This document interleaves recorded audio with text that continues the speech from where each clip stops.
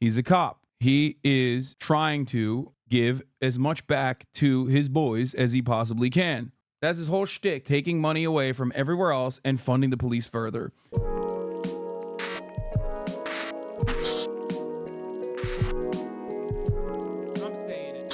Anyway, now let's talk about a city that is not so great. New York.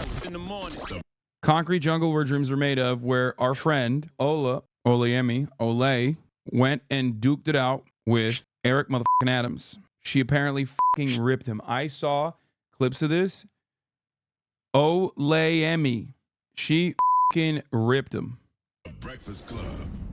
Yep, and we got a special guest in the building today. Ladies and gentlemen, the mayor. Mayor Eric of New York Adams City, is here. Eric Adams. And we also have lawyer and political commentator Olayemi Olurin here. Good morning. Good morning, Mayor. What's How you happening? feeling, Mayor? Good. You know, even before we get into the conversation, I was with Jordan the other day, my son, and somehow your name came up. Mm-hmm. And there was a group of young people in the room talking about politics. It's amazing how so many people are into politics now. And amazing. They came up with saying something about, there were people saying that how you were trying to push Trump. And so Jordan pulled up this video, one of your shows, where you broke down each time you were talking about what was wrong about his race. Absolutely. And just broke it down piece by piece. And Jordan said, Dad, you know what? Truth doesn't matter anymore with folks.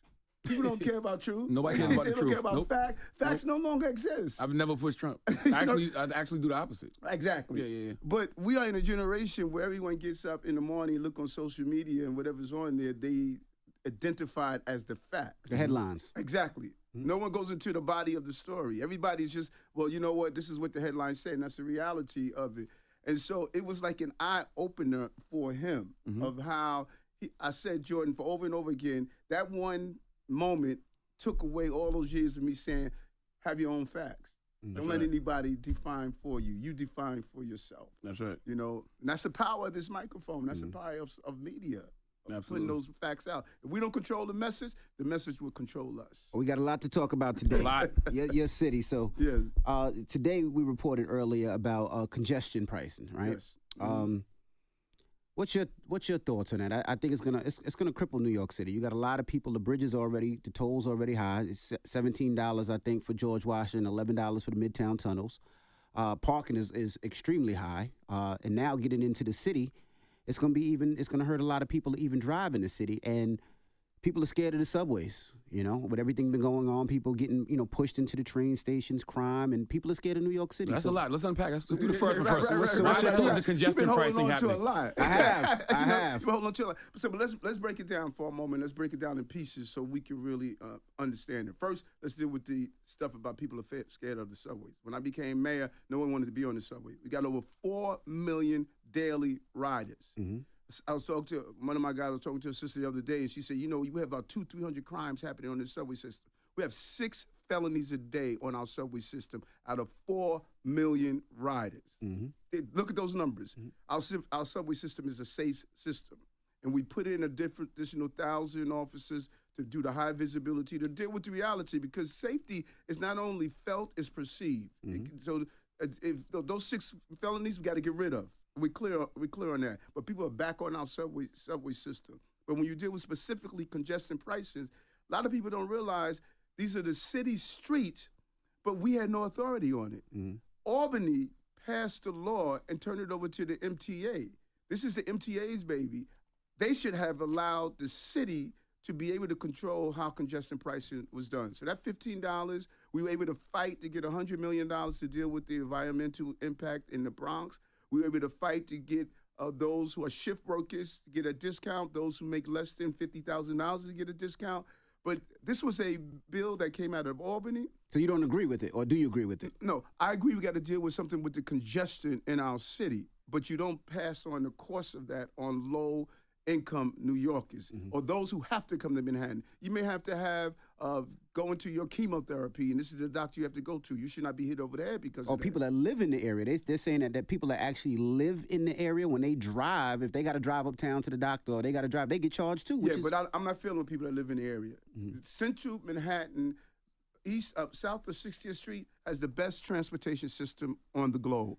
You got crosstown trains. You have south and north trains. You have buses that go across town. There's no place else on the globe that you have the greatest access to public transportation than people south of 60th Street. So I'm not feeling them. If they're saying that, we don't want to pay, you know what, you need to get on the train. I take the train, so you can get on the train. I'm talking about low-income New Yorkers should not have to carry the burden of that. And we ask to have more and a greater input and the shaping of that, but we don't. People don't often realize we're creatures of Albany. Albany passed the laws. We have to implement the laws that are down here. Would you get on the subway, Olayemi? Yeah, I think you're right that there is a difference between perception and fact and how people feel about safety and the way people feel about the subways. And I think it's your own rhetoric about the subways that has a lot to do with why people feel scared, despite the fact that millions of people ride the subway every day without incident. But you've continued to fearmonger about crime in the subways. You've added 2,000 police officers, despite the fact that you've acknowledged that the subways are not that dangerous. And I think you're right. Poor New Yorkers should not be the ones who bear the brunt of this, but they will if they already have the subway being turned into a place that they have to fear, that there's a National Guard, that there's a hyper-visibility of police, that they're trying to stop people with certain records from even using them, and now you have this congestion price. So how do you reconcile that? Well, let's go before. First of all, I would love to give me the quotes on my rhetoric because I'm lost on that. Can you give me the quotes? Oh, that you fearmonger about the subways? Yeah, you've consistently done that since the day one of your administration. One of the first things you did was add 1,000 officers to the subway because you claimed that the subways are unrideable. You and Hochul did this and said how dangerous it is, and you recently did that when you deployed the National Guard. Sister, but that wasn't my question, Queen. My question was, what was my fear mongering? What did I say? You continuously say, I could point to a number of videos and quotes and everything from you, but you've said repeatedly that the subways are dangerous, that New York is dangerous. You complain about crime relentlessly. So what I'm saying to you is, if you are saying that New York is the safest city, it's one of the safest big cities in this country, which is true, and you're recognizing that the subway stations are, in fact, not half as dangerous as they're presented to be, I'm saying, how do you reconcile how your rhetoric has played into people's fear? Okay. And not even just rhetoric, I would say the actions, because she's right. If you tell us which is different, different. But it's the same thing, though. If you put 1,000 police officers in the subway, 2,000 police officers in the subway, that don't make us feel safe. We think something's wrong if you're doing that. Let me peel back again, because you got to always peel back this stuff, because oftentimes how you're depicted in the media that I don't control is how people interpret you. I didn't put the National Guards in the subway. The governor did. I know, but I know what you said. But you said, Eric. You stood with Governor Kathy Hochul and you co-signed that decision. You did. And I'm not saying this as someone who's following social media. I'm saying that as an attorney in the city and an activist who follows everything that you do. Yeah, I'm glad you do. But then you realize how I turned the city around if you follow everything I do. You realize I would say no, but we could get to that next. Yeah. Loosen up your time, man, Adam. Yeah, it's going to be a long day. Listen, and I enjoy every moment of it. That's right. Because this is what I do. Right. When you come with a serious history, if you follow everything I do, you know how long I've been doing this. And you know what my record is. So let's peel back what you just stated. When fear is perceived and felt, that's what fear is. So no matter, as I shared, that we have 6 felony crimes a day with 4 million riders, if people feel unsafe, when we get in the subway system, I ride the subway system, and I talk to commuters, and I say, what are you feeling and how do I help you with that fear? They say, Eric, we see more visible uniform officers in our subway system. We're going to feel safer. We got it. Oh, let me, can I peel You can it back talk. You can peel it back. No, I didn't fall in. No, guys, Australian food and Australian bees have coursed through my body in a way that I don't think is good. Can you turn it up a bit? Yes, I can turn it up a bit. It happens. All right. It happens, all right. Did you hear about the cops in Pittsburgh cutting down to 20 cops a night? Yeah, I heard. But I was listening to everything. Does the turlet water spin the other way when you flush the loo? I don't know. What was I going to say? Eric Adams is a meme mayor. Olayemi's a public defender. She's incredible. She's great. She has her own YouTube channel. And what was I going to say? Eric Adams' assessment here is, of course, incorrect from the jump. His whole point is like, oh, well, people are afraid of crime. People are afraid of crime. Not recognizing that, like, a major part of the reason why people think that there's, like, this incredible amount of crime that's happening in New York is a consequence of how much motherfuckers like him are talking about how bad crime is all the time and how they have beefed up police presence. He's a cop. He is trying to give as much back to his boys as he possibly can. Okay? That's it. That's his whole shit. That's his whole shtick, is like taking money away from everywhere else and funding the police further. Even though, ironically enough, the New York Police Department is like incredibly, incredibly expensive. Olayemi's also basically the Eric Adams expert. Yes, the formative Eric Adams expert, pretty much. Both because she combats his shitty policies on a daily basis, in her own professional career, but also, dude, Olayemi rhymes with what? What is this word? Bro, you can't do a lot rhymes with and then say a word that I don't know how to say. Like, if you're trying to teach me how to say a word, you can't be like, it rhymes with like another word that I don't know how to read. You know what I mean? You have defeated the point of trying to get me to say the name correctly. Okay?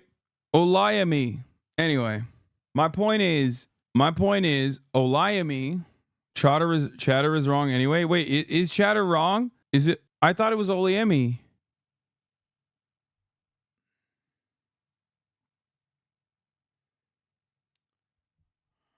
I'm trying everything in my power not to yell here. And I'm not going to, because guess what? I took a day off, so I'm in a much better mood. I'm not going to do it. Because not only are chatters wrong, but they literally are wrong loudly and proudly all the time, dude. Just like when they think at the top of the hour there isn't a 3-minute ad break, but they are wrong. There is a 3-minute ad break. If you no longer want to see those ads, all you need to do is subscribe for $5 or free with a Twitch Prime by connecting your Amazon Prime account to your Twitch account, where you get 1 free Prime subscription a month. Use it on your favorite broadcaster. Hopefully that's me. Okay. Here's the 3-minute ad break now. So we got it that the numbers are down. We got it that we're back on the subway system post-COVID. But when we see, this is what the public is saying, when we see the visible presence of a uniformed officer, we feel safer. Now, you may say, Eric, I don't want to see a visible presence of a uniformed officer, and that's cool, but that's not what the overwhelming number of New Yorkers are saying. And I'm saying to you, the New York City Comptroller, Brad Lander, recently put out a report finding that 50% of the city is disappointed and does not feel safe based on your rhetoric about the subways and your over-police presence. Okay, well, sister, first of all, that's not what it says based on Eric's rhetoric. That's not, you keep using... No. Did they say based on Eric's rhetoric? Do you want to talk about based on your specific... No, sister, I'm going back to what you said, because you're an attorney. They have. Did they say based on Eric's rhetoric? They have. The city is... They have multiple reports. The New York Times, the Gothamist, the city comptroller, and the federal monitor who's tasked with making sure that NYPD and Rikers are in compliance with the law have both submitted reports saying that since you became mayor, there's been a return of stop and frisk, that there have been over 15,000 stops, 97% of whom have been on Black and Hispanic people. A fourth of those stops and searches have been unconstitutional, and they've yielded very few results. Now let's peel it back. Eric Adams, 100 Blacks in Law Enforcement, testified in federal court that the federal court judge stated, based on Eric's testimony, we are going to rule against the police department. We were dealing with 1 million stops a year when I was with 100 Blacks in Law Enforcement. My advocacy is what turned it around from that 1 million stops a year. Look at the... Dude, Eric Adams is so funny because I've talked about him before, but maybe you guys don't know his background. Like, when he was running for mayor, the NYPD was they were very mad about it, because when he was in the NYPD, he was like, oh, they're racist. Like, the NYPD is racist. Why were they racist? Because they didn't have enough like Black people in positions of power. So he basically was like, he is like ironically the type of person that conservatives think leftists are. They use like real social justice to like promote themselves into better positions of power, into higher positions of power, which is kind of what he did. Like, he was never against like policing or like the racist practices of policing, but instead he was more so against like how racist police were to Black cops, I guess. And of course, you know, that's not enough for the Sergeant Benevolence Association. Those guys are absolute freaks, right? Like, so they're like, how this guy is gonna ruin the NYPD. Meanwhile, he's giving them like gift baskets, basically. Sakura Gore, thank you for the 10 community subs, by the way. And the Tone Box, thank you for the 5 community gifted subs, allowing 15 people to no longer see the ads at the top of the hour. Numbers right now. I am looking at the numbers. My advocacy and showing how to do policing correctly, because it's not that you want to eradicate proper police practices. You must make sure they do them right. And that is what I have been able to accomplish in this city, taking over 13,000 guns off the streets of the city of New York, who the victims are black and brown people. When I go to community meetings and talk to community residents, they don't tell me, Eric, we don't want more police. They say, Eric, we want our police doing their jobs correctly. And that is what I'm doing. The federal monitor, who is tasked with ensuring that NYPD is following the law, conducted an analysis. Came under who? Conducted an analysis that happened 8 years ago, but they're still here monitoring what you're doing. And they said that you have brought back stop and frisk policies that are worse than they saw even during the Bloomberg era. But more importantly, they analyzed the neighborhood Show me that. I could show you the report is available, and I know it's been available to you because your spokesperson has commented on it. They did an analysis of over 10 precincts, You can't keep putting out 10 stuff different that's not precincts. factual. It is factual. There's a federal monitor reporting to Judge T. Swain on it and presenting the information. They said that, yes, listen, let me finish so you can peel it back. They conducted an analysis of 10 different precincts, and of the stops of 10 different precincts, they found that 97% of them, by the way, of the neighborhood safety teams that were disbanded in 2020 because of their disproportionate abuse against Black and Hispanic people that you revived, they analyzed 10 of those different neighborhood safety teams and found that they're conducting 97% of their stops on Black and brown people, and a quarter of them are unconstitutional. That's what the federal monitor said, not me. Yeah. And at the same time, let's be clear on this, because what you're giving the perception of, this is a federal monitor that came in long before I was mayor. Can we agree on that? Yes, they monitor NYPD, not you specifically. You're the mayor. Right. Number two, I have been the mayor for 2 years and 3 months. We've had a tradition of over-policing for generations. And they said it's worse now that you're here. That I fought for. We had issues of over. Yeah, he's like, I fought for that because I like it. See, he's admitting it. That wasn't a misspeak. He's like, listen, this is a tradition of over-policing that I fought for. Do you understand? Policing for generations that I fought for. We acknowledge what my history is in this place. So 2 years and 3 months, we are turning around, not only over policing, but we're turning around the crime. Because when I came to this city, we had a 40% increase in crime. And most of that crime, Black and brown communities. You became mayor after a global pandemic in which there was...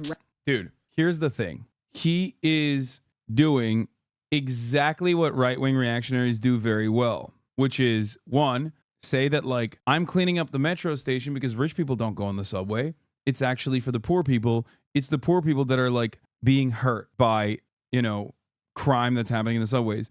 And when you actually look at crime that's happening in the subways, you realize that, like, as far as like how big the subway network is and how slammed it is and how much people use the subway stations, like, the amount of crime that happens there is marginal, right? It sounds insane to say it like that. It sounds like I'm out of touch, but that's the reality.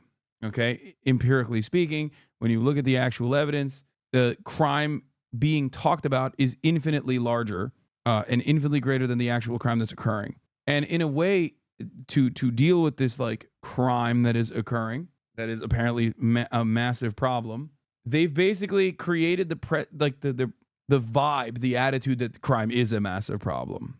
Okay, but the greatest way to package that is by being like, well, I'm doing this for the working class of the city. The 6 felonies a day, over millions of rides a day. I'm doing it for those poor people that, meanwhile, you could improve those working class individuals' lives infinitely better by funding the social safety nets of the city and specifically funding the infrastructural projects of the city, especially making the metro stations nicer, adding more lines, improving the infrastructure, ensuring that, like, there aren't so many delays. These would legitimately save New Yorkers' lives and would make their lives better overall. But he won't do that. He only wants to fund the NYPD because those are his boys, the boys in the blue. Record unemployment, business loss, homelessness, and you're not drawing that connection to it. You're making no. But what I'm saying is crime is connected to what is happening in the city and the experiences of people. This is the most expensive city in the world. We had a global pandemic where businesses closed and people were out of work. So if you saw crime, it was connected to that. But you're saying also private sector jobs. Come on. Also, you're saying that you've turned it around, NYPD's abuses. But just last year, we paid out $150 million in settling police misconduct from NYPD, and that was double the number That's double the number in police Yeah, misconduct but- since you became mayor. I noticed something. I noticed how much passion and commitment you have. It's one of your constituents. Right. Yeah, and I'm one of my constituents too now. That's right. You know what I'm saying? And I grew up in this city. I noticed, and this is what I hear often of those who articulate when a person in a blue uniform commits an inappropriate act. Balance that with what we're doing to take the violence out of our communities. Because I know what I hear when I go to these community meetings. I know what I hear when I go speak to these mothers who lost their children to violence. I know what I hear. You are not even talking about that at all. You know, first of all, I don't think New Yorkers feel safer, though. I was a public defender. New Yorkers don't feel safe. But that's what you said. That's what you said. And my brother. original That's what question was said. about That's how what you said. relate to said- that. you That's crazy to say that to a public defender, by the way. Like, she is more hands-on than you are, jackass.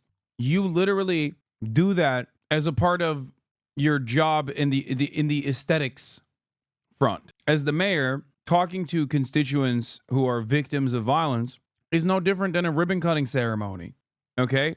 You were more hands-on with people like that when you were in the NYPD, and in a negative way, by the way, not in a positive way. So disrespecting a public defender in that situation is so crazy because, like, she's literally there. She's a constituent. She lives in New York. She has worked directly with these families and their children every day of her life. What the said that New Yorkers don't feel safer. Yeah. So There was a poll that came out last week. Yeah. Right? Right. And in that poll that came out by the CBC, it stated that the priorities of Mayor Adams is moving the city in the right direction. My priority. Now remember, 2 years, 3 months, brother. 2 years, 3 months. I inherited a pandemic. I inherited 180,000 migrants and asylum seekers that can't work, that we have to house them every day. I inherited. You called for a lot of them too, though. No, we didn't, You brother. said it was a sanctuary city. You told them. Okay, let's see. this is a That's safe why it's place. important. Charlemagne, you are such a right-wing shithead. I swear to God, dude. Oh my God, you called for them. That's not right-wing framing. It's so funny to have a right-wing guy talk to a more right-wing guy. No, he didn't. He didn't call for them. That's so ridiculous, okay? I hate this. I hate this so much. Sanctuary cities are literally an initiative created by law enforcement. It's so stupid that people think that this is like some woke bullshit, okay? It is a necessity for law enforcement to be able to like operate in areas where there are undocumented migrants because undocumented migrants do not cooperate with the police. Undocumented migrants do not, like, they refuse to cooperate with the police if they're afraid that police are going to be like, oh, you're undocumented. We're collaborating with federal law enforcement. We're going to get you deported for being victim to a crime. Sanctuary cities were created by law enforcement agencies specifically so that they would eliminate the fear of deportation so that undocumented communities would be more collaborative with law enforcement. That's simply what it is, okay? It's not to say like, oh, yeah, you get to be here and we love you. And, you know, I mean, they should technically say that for undocumented migrants. Like, who gives a f? They're human beings, you know what I mean? But the idea that like sanctuary cities in and of itself is like some woke agenda from the left is so stupid. Makes me mad. That's why it's important to My- have my this coffee's here. conversation because sanctuary city and the migrants and asylum seekers are two different issues. Sanctuary city, if you're undocumented, we can't turn you over to ICE or authority. Migrants and asylum seekers were paroled into here. They're here legally. They were paroled into. But what the federal government did and Governor Abbott did, they said, we're going to send them up to Chicago, New York, Boston. And the federal government is saying, Eric, you can't allow them to work. You got to give them housing. You can't stop the buses from coming in. You cannot turn them over to ICE. All of that is illegal. If I do that, we'll be breaking law. So when people look at the migrants that are here, we didn't call people to come here. They were sent here by Governor Abbott. And the failure to secure our borders is allowing this to continue. And we're not getting any money from. We got about $100 million out of a $4 billion price tag. Look at Chicago right now. Look what's happening in Chicago right now. My brother, Mayor Johnson over there, what's happening with him. Look what's happening in Boston. Look what's happening in Houston, Los Angeles. And then do a comparative analysis of what's happening on our streets here. Wow. Yeah, the only thing that my brother, Mayor Johnson, he says, yeah, the only thing that binds you and him, the only thing that's like similar is that you're both black. Mayor Johnson is actually sick. He's actually a good mayor. You, on the other hand, are not. Ridiculous. My brother, he says. Okay? Eric Adams is the exact opposite of Brandon Johnson, okay? The exact opposite. He's not wrong about the migrant stuff, though. Unfortunately, I mean, he is correct on the facts here. He is correct on the facts here when he talks about how, you know, it's because like people are basically sending, it's because red states are basically sending without prior information to the law enforcement agencies deliberately to like break the system. They're sending migrants, they're shipping migrants, and that is obviously causing an issue. Seems Chat disagrees with him about being a good mayor. I think Brandon Johnson is a decent mayor. He's mayor of Chicago. He's not going to be like the best. You're out of your mind if you think like he was going to make like Chicago a communist safe haven or something. Especially when you compare him to literally Eric Adams. Like, come on. Yeah, he was blaming the border being not secure at the root of the problem. Yeah, that's also wrong too. The Black Hasanabi Head Coalition does not claim Eric Adams. He cannot call his brother. Yeah, I mean, he's awful. All right, let's continue. We dealt with that crisis, turned around our economy, outpacing the state in reading and math of our young people. I've been on Rikers Island more than any mayor in the history of the city talking with. Yeah, he went there. Yeah, he went there because he loves it, though. He's like, I've been on Rikers Island more than any mayor in the city. Yeah, dude, it's because he loves it personally. Cities are going to be useless politically until we address police taking up all of our budgets. Inmates and correction officers to turn around what's happening on Rikers Island. I know you go to Rikers in 2022 and there were 3 deaths back to back because corrections officers left their posts and allowed it to happen. You went to Rikers to express your support for the corrections officer. I know you go to Rikers. I do want you to do, Mayor Adams. But you keep giving out misinformation. It's not misinformation, Mayor Adams. I'm quoting the Monitor. On Rikers. He's also going to Rikers to get baptized apparently by Al Sharpton. I was on Rikers Island this week. Mm-hmm. With a group of 12 young brothers who recommitted themselves to Christ. I went to see them in the morning. We prayed together because they said, this is not the first time you've been here. Bro, this is literally the same shit. This is no different than your fellow Arab getting getting apprehended in Haiti and being like, that's right, Christ is king, guys. Just hit the fake religious bullshit over and over again in an effort to like automatically win over the audience. God damn it, dude. I am not a r/atheist, but r/atheist by any means. Okay. But there is no group of people so gullible. There like no greater group of people that are like gullible enough to be like, oh my God, he's definitely with us. Trump does it. Eric Adams does it. So many people do it. It's so annoying. I hate it. Been here over and over, visiting us, talking to us, nurturing us, you know, because I know what it's like to be locked up because I was locked up as a child. I know you were. So I know what it's like to be treated unfairly because I'm dyslexic. When you do an analysis of the number of young brothers and sisters who are in Rikers or in jail, they're dealing with learning disabilities because they were never given the support that they have. That's why I have dyslexia screening, so we can catch people who are thrown overboard before they get thrown overboard. So we have a philosophical disagreement. I'm glad that you brought up Rikers. Your feelings towards police is different from mine. These are not this is not about my feelings to police. This is about the actual statistics that I presented from the Federal Monitor monitoring with you. What do you say about her statistics, though? I mean, these are statistics. These are Federal Monitor. Are you disputing with the Federal Monitor and the comptroller? Think about this for a moment. Controller Brad Lander. Okay, please. But we're gonna throw people in names on who we're. It's so funny. He just stops looking over in her direction. He has just stopped almost entirely in looking in her direction. You can tell. This is what Ann Coulter did to me too. At first, she thought she could eat my ass, okay? And then that ass started farting. And she was like, oh God, this is not great. And that's what happened when I debated her on that Fox channel on Alex Michelson's show. Independent sources. He should not be one of them. Think about this Federal Monitor. The one that was independently elected by the people of New York, placed there? But I was independently elected also. And we've been there, and I'm addressing you. So think about this for a moment. The Federal Monitor wants to take over Rikers, okay? Rikers has been dysfunctional for generations. Mm-hmm. I came in, decreased violence, put in real incentive programs for young people there, but I didn't do it from a distance.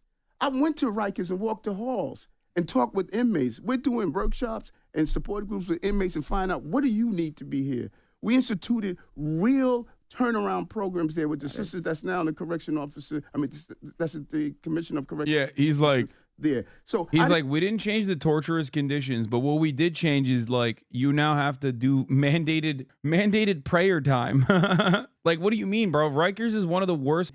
Rikers is one of the worst prisons in the country, perhaps around the planet. Okay, the conditions are genuinely torturous. People are like living on top of one another, if you could call that living at all. It is ridiculous. People die all the time at Rikers. America has a lot of issues with its criminal justice system, and Rikers still is like, you know, up there. That's not true. The UK is the worst prison on the planet. Okay, like as a country, yes. No, it's not. You do not know third world prisons. Oh my God, the amount of copium that is coming from every orifice is so, it is just, I am always in awe when Americans living in the wealthiest nation on the planet will say things like, well, technically, the anti-terrorism prison facility that they built in El Salvador is worse. It's like, okay, dude, I don't think you're making the argument that you think you're making. This comparison is idiotic, okay? You do not make comparisons like Rwanda when we're talking about the United States of America, let alone New York City. It blows my mind. Horrible mic. Wait, what? Really? I thought my mic is like good, even better. I got one guide again. The lower the world, the worse the prison. Thank God no one has been in a fourth world prison. Yeah, it's like, yeah, also Rikers is not even a prison, it's a jail, which is why it's even worse, because like a lot of the people that are in jail are also not even convicted of a crime yet. Like there's so many people in Rikers that are just simply waiting for their court sentencing, which is crazy. I don't get it. I didn't do like other mayors. I didn't sit back and say, let me just turn my back on what's Rikers. I said to those Rikers inmates when I got elected, I'm coming here, I'm going to see what you're going through. I want to make sure you leave here better than how you got here in the first place. And we started instituting programs to do so. So that same federal monitor, go look at the federal prisons. That federal monitor wanted to take over our prisons after I had it only 2 years and 3 months. No, they wanted to take over my first year. Although crime was going, violence was going down, and people say, "Well, Eric, you know, people are dying on Rikers. Look at how they died. People are coming into Rikers in terrible medical conditions and not getting their medical appointments. It's not that they were dying because correction officers were killing them.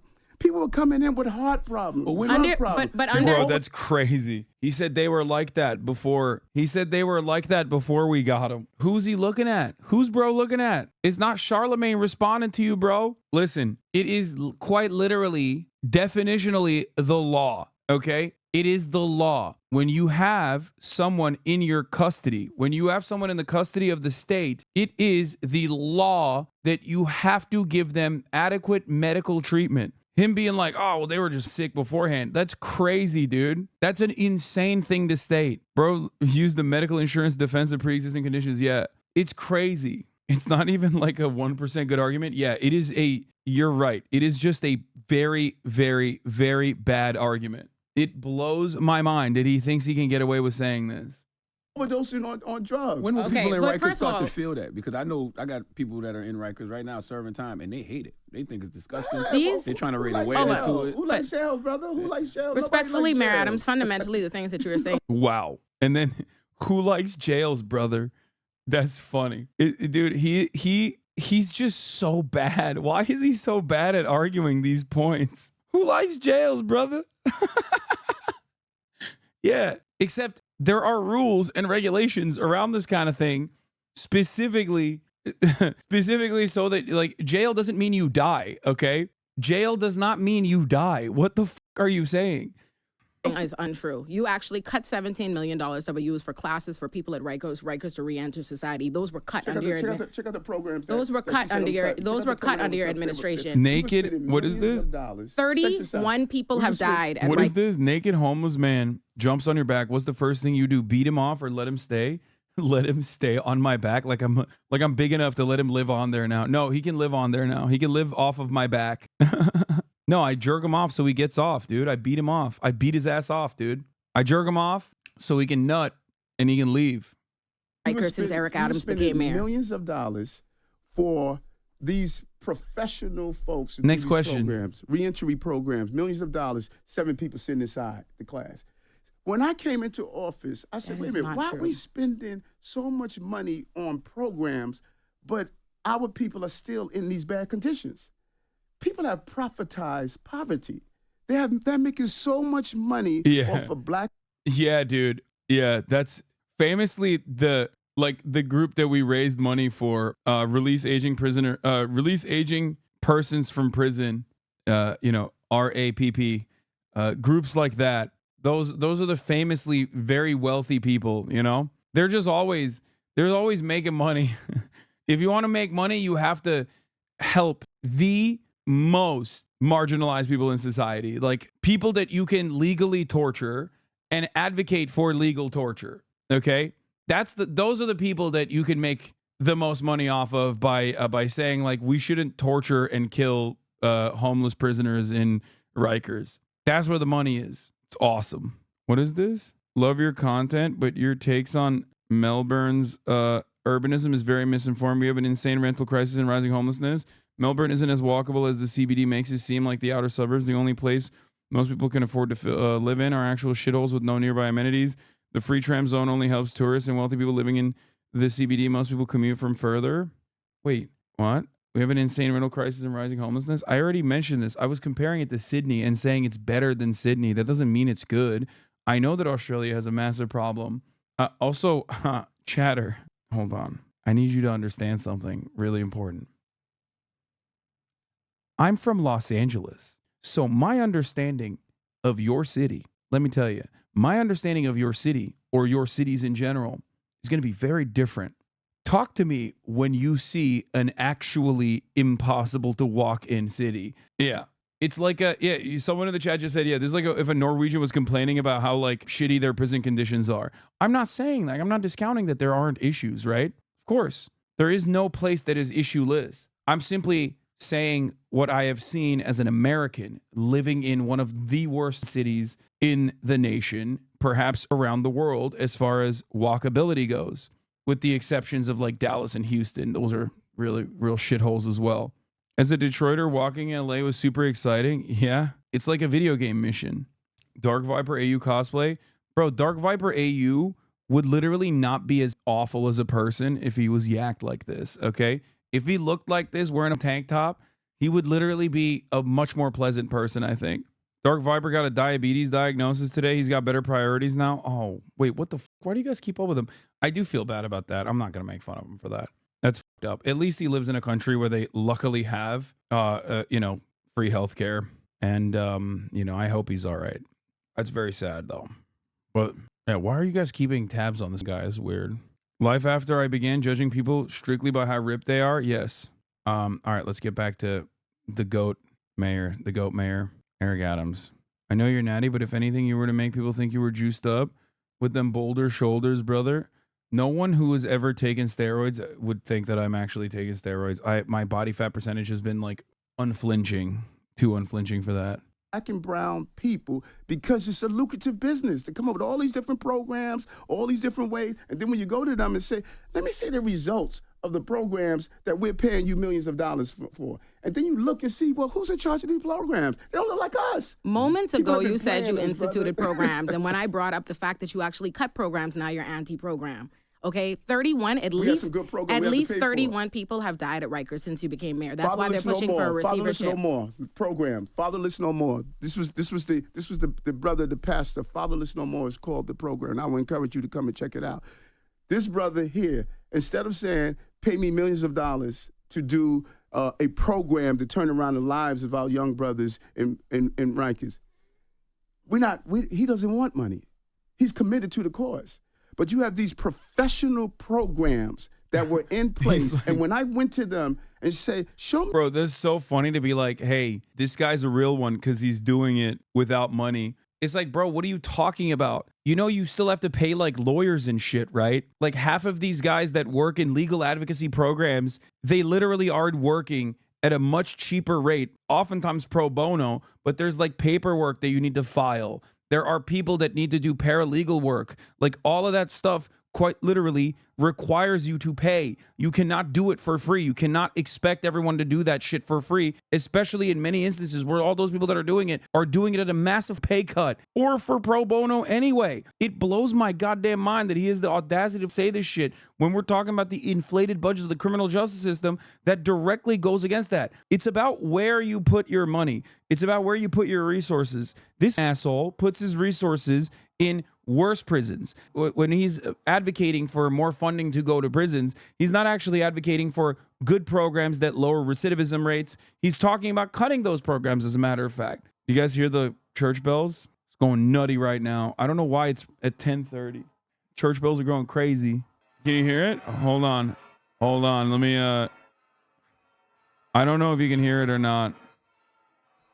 It's because it's Easter Sunday, but like, Jesus, he has risen.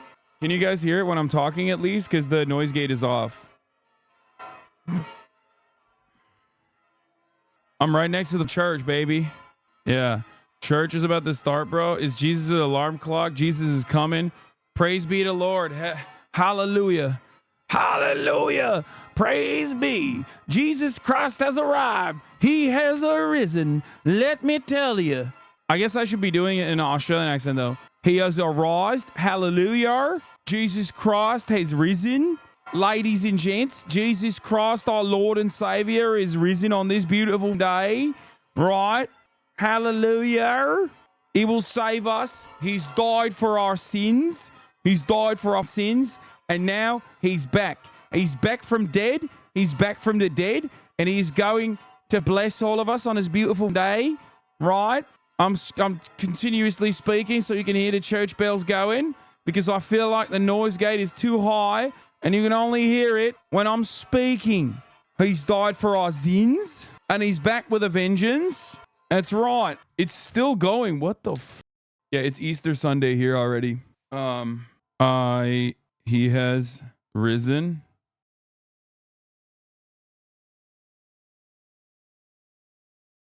The fuck is this? Okay, let's keep going. I have to pee.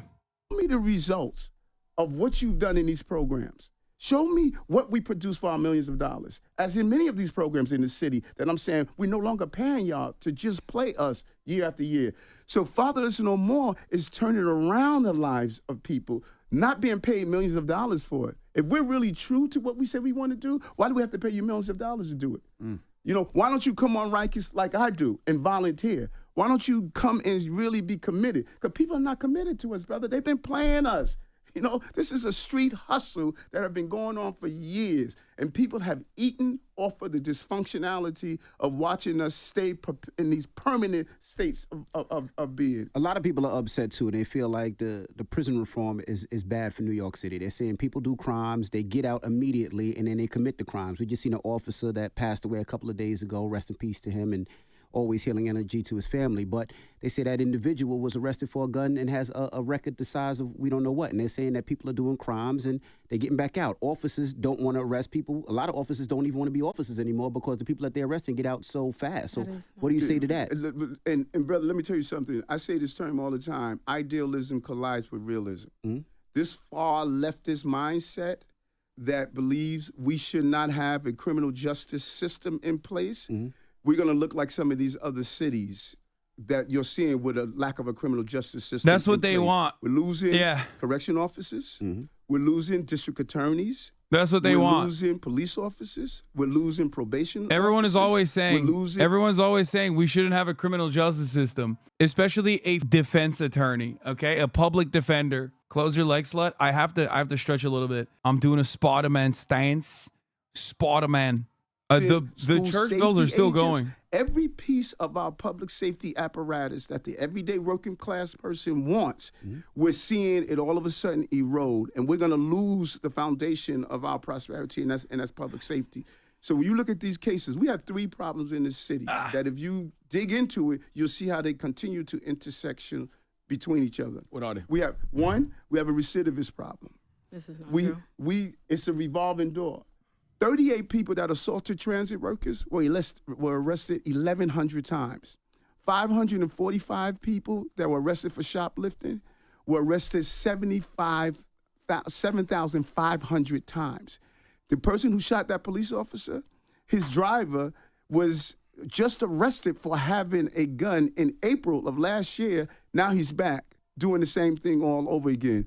These guys are arrested 10, 15 times. It's a small population of people that are repeated offenders. The second problem that we have in the city is a severe mental health problem. I'm not talking about just somebody that's depressed, someone that's going through a bad day. I'm talking about a severe mental health problem.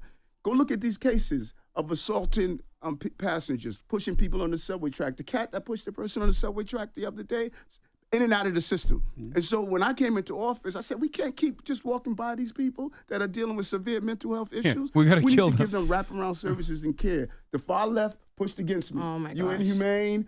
You just want to take people off the streets. I said no. In this city, That is people are not not what going to happened. live. People are not going to live in encampments. They're going to live in tents. Go look at Los Angeles. Go look at Oregon. Go look at all these other cities where you see tent cities, San Francisco. You see tent cities. People, when I went out in January and February when I got elected in 2022, I went out without my security team and started visiting people in tents and encampments and started talking to them. Bipolar, schizophrenic, human waste, drug paraphernalia, stale food. They didn't even realize they were in that state. One cat was an ex-police officer that I spoke with, didn't even realize, started seeing and talking to himself. I said, I'm not going to do this. My city's not going to be like San Francisco. It's not going to be like We're going to kill them. these other cities where you're watching people living on streets in tents and tents. You don't see that in New York City. Third problem we have is random. Yeah, you don't, because the weather does not permit it because they die.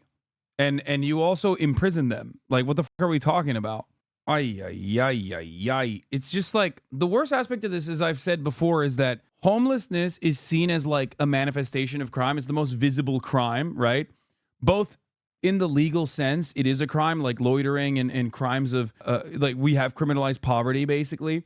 So obviously, like, it is directly a crime. But also, it is how we perceive it. We perceive homelessness as the most visible aspect of crime. It's as if you watched people pickpocket in front of you every day. Not to say that like that's what homeless people are doing. They're not. But we do visualize it in the same way. We don't think about it as like a person who's like genuinely suffering who needs help. We think about it as a moral failure, that this person engaged in some kind of moral failure.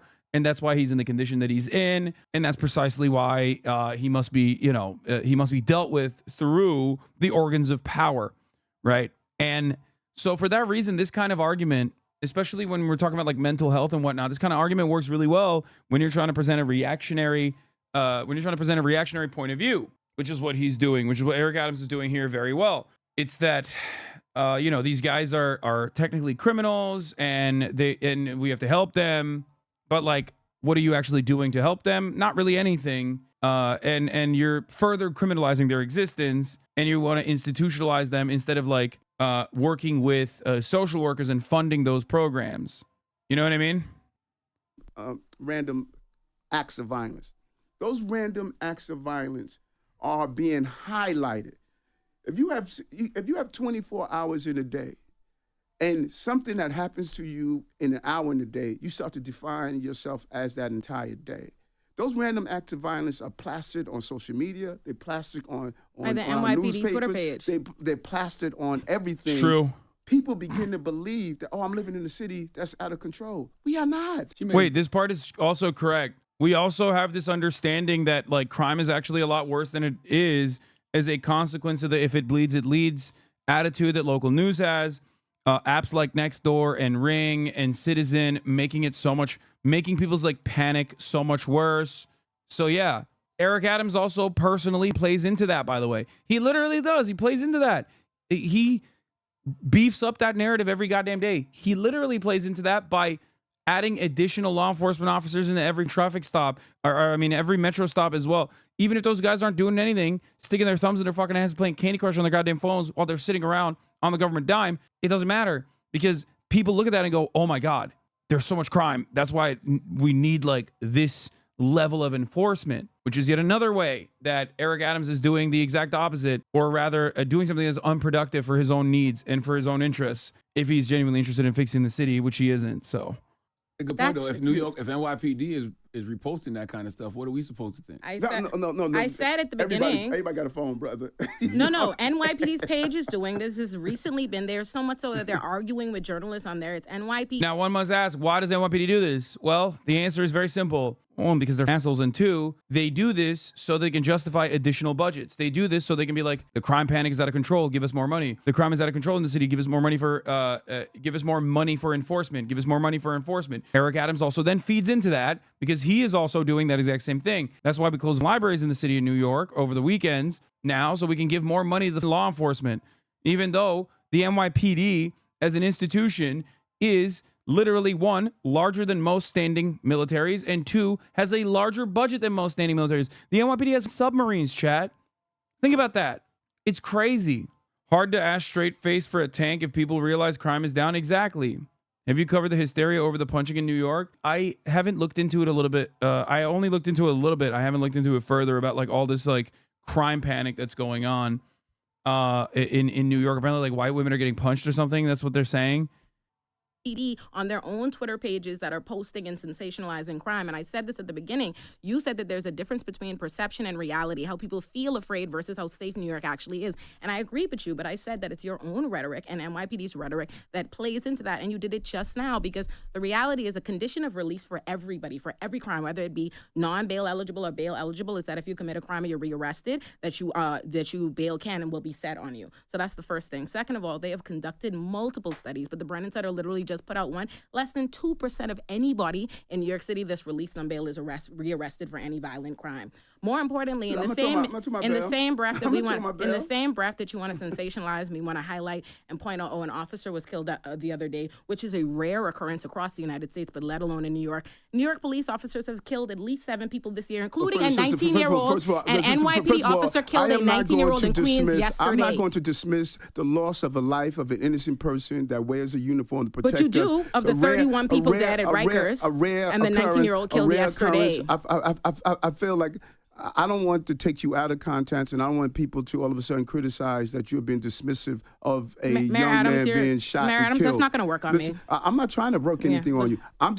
I lost a member of the police department the same way I go to see the mother of an 11-month-old baby that was shot in the head. When I first became mayor, I sat in a hospital with her. The same way I go visit these mothers who lose their children to gun violence, I go see them. Yes, but not the mothers of the people who are dying in Rikers. Just as I go to see the family member of a slain police officer, I go visit those parents that lose their loved ones to violence. Are you visiting the family of the... you do that? First of all, yes, I did. I held a Riker. I represented hundreds... You went to visit the family member of a slain officer? No, not the slain officer. Okay, of course you did. No, but what about the 19-year-old that was killed yesterday by NYPD in Queens when he called for help? Have you said anything about that? Are you visiting them? Yeah, first of all, is New York safe or not? Mayor I'm sorry? Is New York safe or not? Okay. Oh, don't save his ass, Charlemagne. God damn it. As much as I respect them for having Olayemi on, I do hate that like he just gave him a lifeline here. God, Charlemagne, you are he is the donkey of the day, bro. I swear.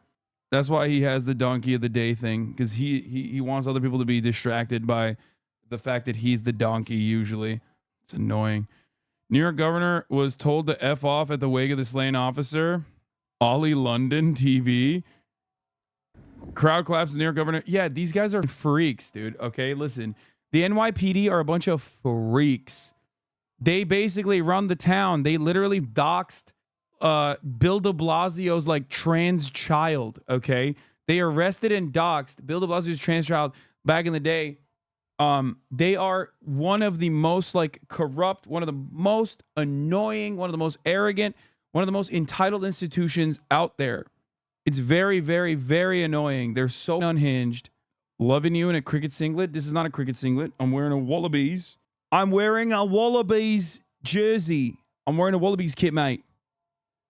We just showed the graph that we put up, right? There's a graph that shows how many people murders based on 100,000 people. It shows a graph, each city, the large cities in America. New York is the least. New York is the safest big city in America. Should we say crime is down or should we say it's safe? Because I think it's a difference between saying crime is down and saying something is safe. and say, well, random's like if I'm 330 pounds and I lose 30, I'm still fat. It's so funny because he's like, oh, crime is down and it's safe. Okay, this is what cops do all the time.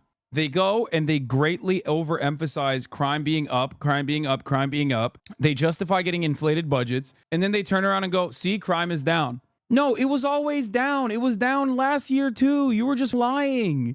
That's the whole point. It's like, it is the most accepted fake news narrative in local media. It is the most accepted fake news narrative in all matter of media, as a matter of fact. Like, it is known by every single person that looks at the data. I'm an idiot. If I can see the actual information that the police are releasing, then you should be able to do that too. And not you in the chat, obviously, but I'm talking to like the producers. It blows my mind. They'll always have like a police chief come on and be like, crime is out of control, crime is out of control, crime is out of control, crime is out of control. And it's like, is it? Is it out of control? Your own data doesn't say that it's out of control at all. And now you're saying it's actually completely managed. They're doing that to say, like, see, all of the enforcement initiatives that we put in, are working. That's why they say it. But it's a lie that they manufactured from the jump anyway. Right. You know what I'm saying? But random acts of, that's why what I must do with New York is give them the facts, not give them what people are spewing out there. The facts are clear. As I've always stated, we are the safest big city in America. And as people talk about reporting the reports that come out and reporting how things are done, no one wants to report the fact that everyone is saying across the globe, New York is the safest big city in America. Are we trending the right way, Olayemi? I think that New York, I don't dispute that New York is safe. What I dispute is how Mayor Adams' own rhetoric is the reason why people don't feel safe. I would agree that New Yorkers don't feel safe because of the way that NYPD, the Post, and Mayor Adams go about sensationalizing crime and electing you to talk about it differently. And listen, and you have a right to your opinion and your belief. You and I have a philosophical disagreement. As many. It's not about the philosophical disagreement. He's like, we have a philosophical disagreement. I'm a fascist. Oh, that's so. He's just like, oh, it's just a matter of philosophy. It's like, no, dude, you're an asshole. Like, it's not just a matter of philosophy. It's a matter of practice. You are putting your theories into action, and those actions have real consequences for people that are dying in Rikers. It's bullshit. It is not just a difference in opinion. You are the mayor, dude. You're not some YouTube debater, okay? What the fuck? People on the far left disagree with me. You know, many people on the far left, they say, Eric, people should be allowed to sleep on the streets. No matter what, they should be allowed to sit on your stoop and inject themselves. Oh, straw man. Immediately implement the straw man. No one is saying that, especially not on the far left. As a matter of fact, it's liberals that probably have this kind of attitude where they're like, oh, the solution to homelessness is just avoid them. Avoid them like the top of the hour ad break. It doesn't exist. It does exist, okay? It does. At the top of the hour, there is a 3-minute ad break. If you no longer want to see those ads, you have to subscribe for $5 or for free with a Twitch Prime, okay?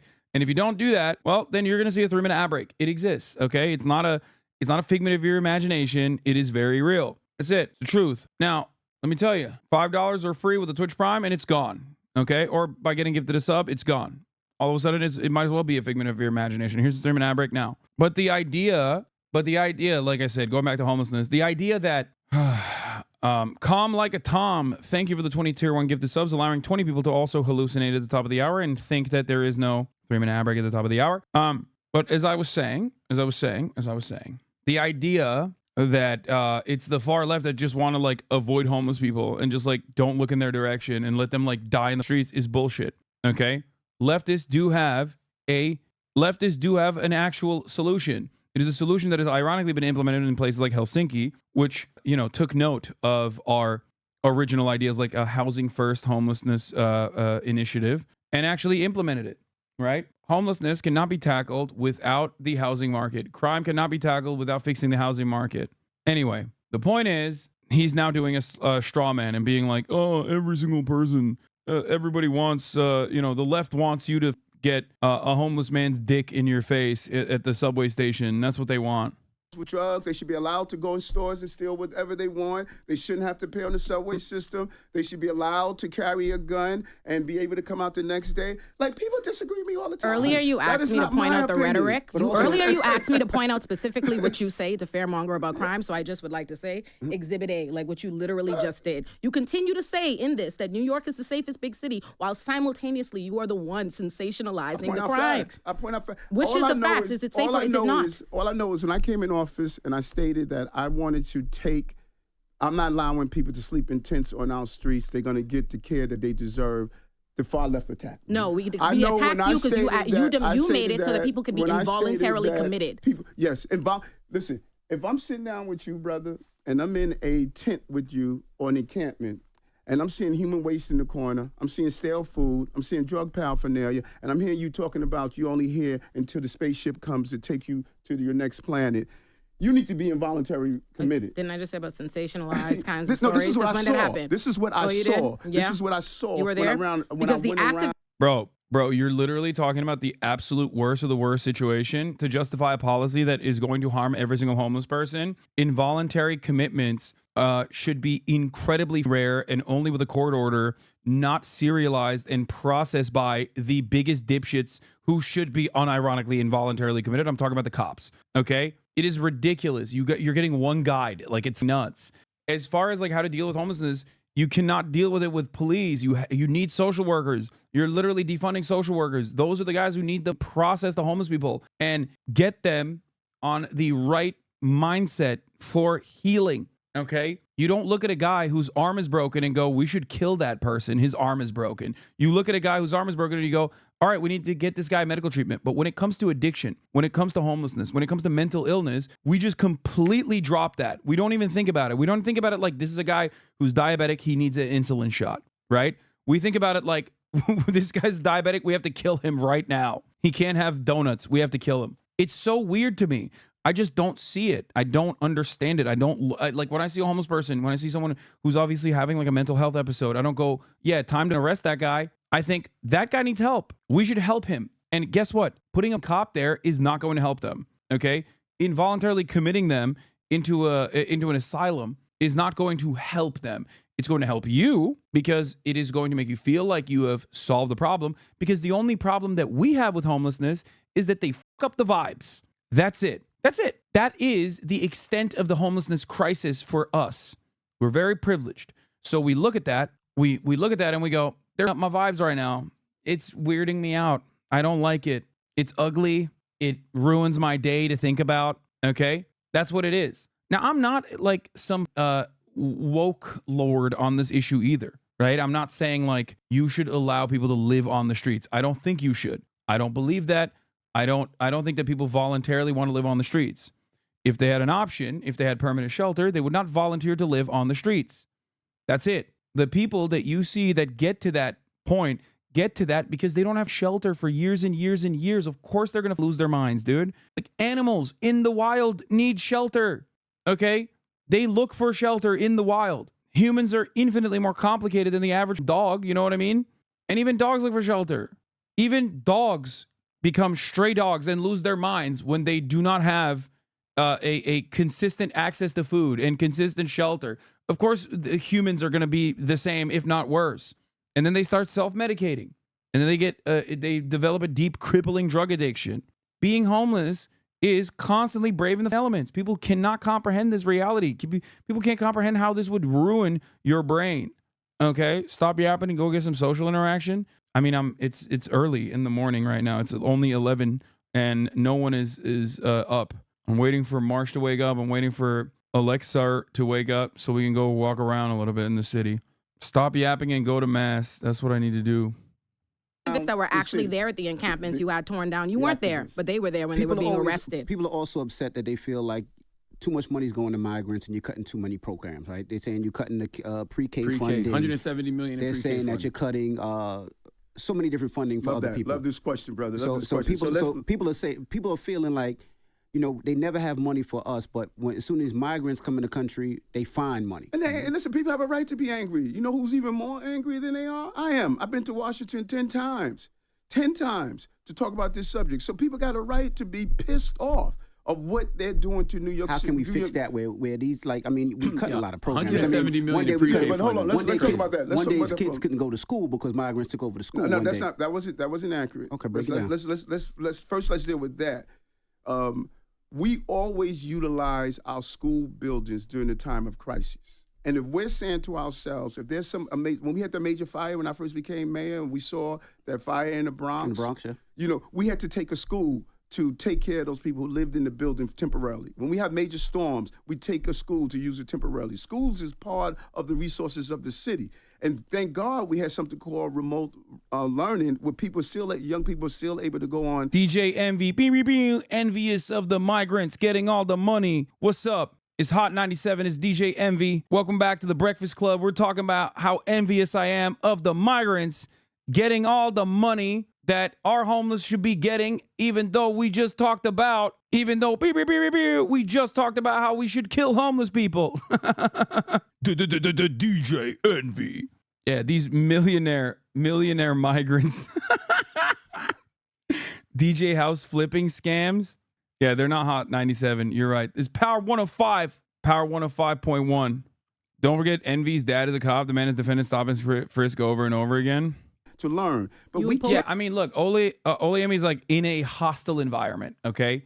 Like by every sense of the word. It's just that like she has to manage this relationship as best as possible because these guys have actually given her a tremendous opportunity here. And if she doesn't do that, if she starts attacking like the hosts as well, they're just, you know, it's going to be like a 4v1 basically. But yeah, a lot of these guys they're rich. And when you become rich, or as a consequence, Hasan knowing Power 105 and Hot 97 kind of sending me Lamau. Wait, I lived in New Jersey and New York. Of course I know these channels. Anyway, like their background is important. Their background is important. Their background, like now and how much money they have is important. These are obviously factors that contribute to their political assessment. And New York, yes, I said New York because my mom lives in New York. Shut the fuck up. Don't give me the bridge and tunnel shit. I could live in New York now if I wanted to. What the fuck do you mean? Like, that bridge and tunnel attitude is so funny. I live in Los Angeles. I choose to live in Los Angeles. If I wanted to, I could live in New York, okay? I'm not some 9-to-5er coming in from Hoboken to have an exciting weekend out at Pacha, okay? Give me a break. You're too cowardly to go to New York? Yeah, it's a big city. It's scary to me. It's funny to, like, treat me as, like, a regular New Jersey guy, bridge and tunnel guy, who's like lying about being from New York. Pasha closed years ago. I know. I just wanted to say Pasha. Pacha. Your New York apartment would be ass though compared to your house, LA house law. No, it wouldn't. I saw this one guy who has a $2 million apartment. He's a Turkish guy. I got to show you this. He has a $2 million apartment and it's incredible. The 2-story one. What's that TikToker that always goes to people's houses? He is a Turkish dude who started a company called A Army or whatever. A Army, New York. And he was like being interviewed by that guy. Does anyone have it? No, it's not NS. God damn it. What's the guy's name? Colin or whatever? No, the TikToker who goes to people's houses and interviews people and then shows their houses. He'll be like, "Oh, can I see your house?" Caleb Simpson. Yes. O adam benim dayım gerçekten mi? Oh God, A-Army did a retreat at my job.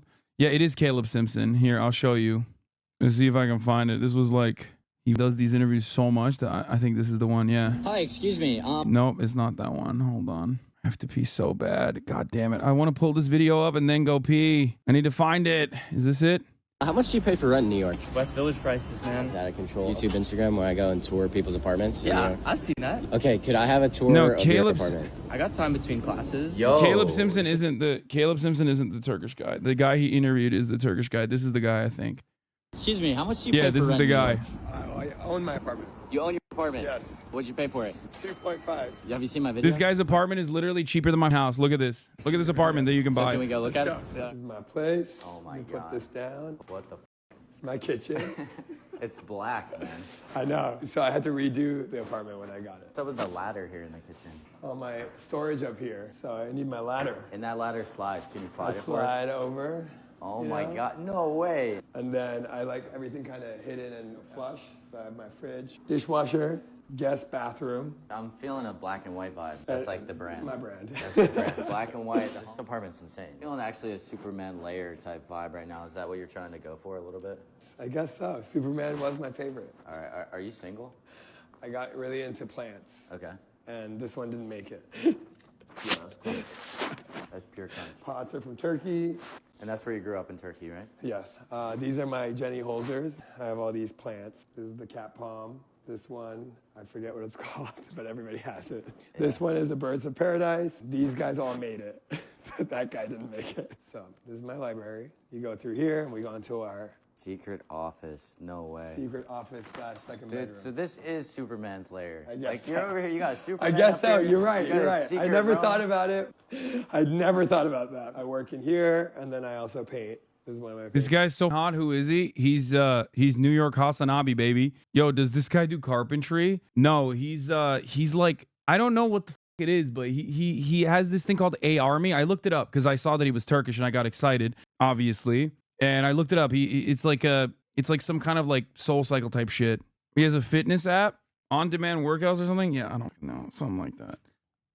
Paintings that I just did.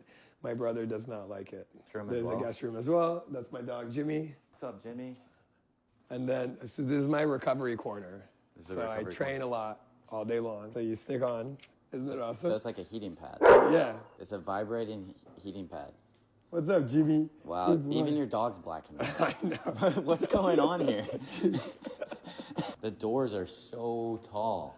The master bathroom, kind of messy up here. Is it? I usually don't like anything on here, but the master bedroom. He has the Turkish rugs. A walk-in sick. Into here. And you can see right through. Yeah. Almost. You know what I'm seeing in here? I'm seeing some other colors than black and white right now. Yeah. So you actually wear other colors sometimes? Those are all gifts. I like these ons that I wear now. I don't know what it is, but he reminds me of Tarık so much. I feel like there's a vibe of like a Turkish dude, like a Turkish American dude that he just has I don't know why. He has like Tarık vibes a little bit. He's very nice. Seems like a very pleasant dude. This room looks wild. I tried to hang those up and I failed, so I'm waiting for a friend of mine to. It's a little crooked. It's crooked. Okay, it also looks like it floats. I bought it before COVID. It was way longer than it should have been. I actually moved in with Jimmy when it was under construction. Can I try your bed? Sure. It's like I'm on a stage and then in the bed. Dive in. Yeah, I feel like you're pushing me, bro. Go. There we go. Of course. Yeah, that classic Turk with the American flag too. That's again, he's so Turkish. He's so goddamn Turkish with the goddamn America flag, with the Persian rug or the Turkish rug, I guess, or it looks like it's a Persian rug maybe. And then the Ameribu ass like American flag bed sheets. That's the full jump. You're really into the plants right now. I'm really into plants right now, yeah. Jimmy's waiting. A whitewash ethnic man. Jimmy. Cool. So it just leads upstairs to your little private outdoor space. Come here. Good boy. Whoa. Come here. Listen, motherfucker, never catch me buying a house, dog. There's so much more. Bro, why don't you have this apartment? You would not be able to get up those stairs. I'd figure it out. Yeah, they don't know I'm not a frog. It's nice to make new friends. It's okay. We like your vibe. You could learn. Yeah, I am a frog now. I'm ribbiting. Ribbit all day, baby. I'm ribbiting and it's riveting. Let's keep watching this. We can't say that we will use a school building during an emergency, but we're not going to do it for children that are migrants and asylum seekers. You publicly oppose remote learning and remote work. Here are the things that are crucial about the migrant and asylum seekers that we need to put to rest that people don't realize. Number one, I don't have the legal authority to stop the buses from coming in. That's against the law. I don't have the authority to allow them to work, which they want to do. That's against the law. I don't have the authority to say, I'm not going to house you and give you 3 meals a day. It's against the law for me to do it.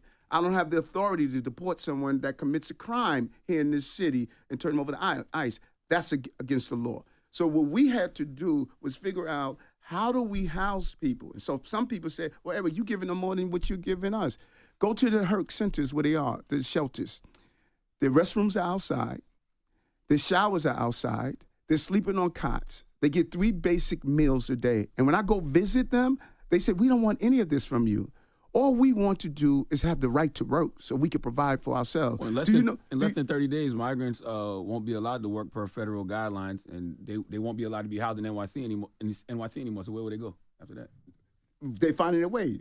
Out of the 184,000, 60% of them found their way, like many of us have done. You notice you don't hear about the where they gonna get housing in 30 days though? Many of them we giving them intense care. We're not just telling you come here, hang out for 30 days, and we're not gonna help you. No, in those 30 days, and if you're a young person, you get 60 days. But in those 30 days or 60 days, we're giving you intense care. We're showing you how to find. I say they just found their way, bro. I don't get it.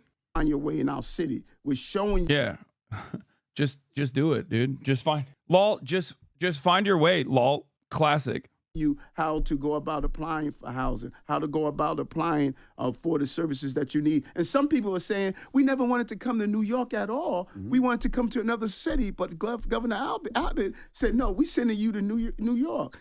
Think about this for a moment. We got thousands of Ukrainian migrants. Thousands. Do you hear about them? No, because they could work. Just Mexican and Africans are the only ones Because they could work. They have the right to work. Well, there's two reasons. Because they're white. No, but he's right. He's right. They get TPS, temporary protected status, which allows them to also work legally. Okay. And they're white. But definitely, that's a huge part of it. The issue is, for New York specifically, the issue is that the people that are being shipped into New York are being shipped by the tens of thousands without prior knowledge. You know what I mean?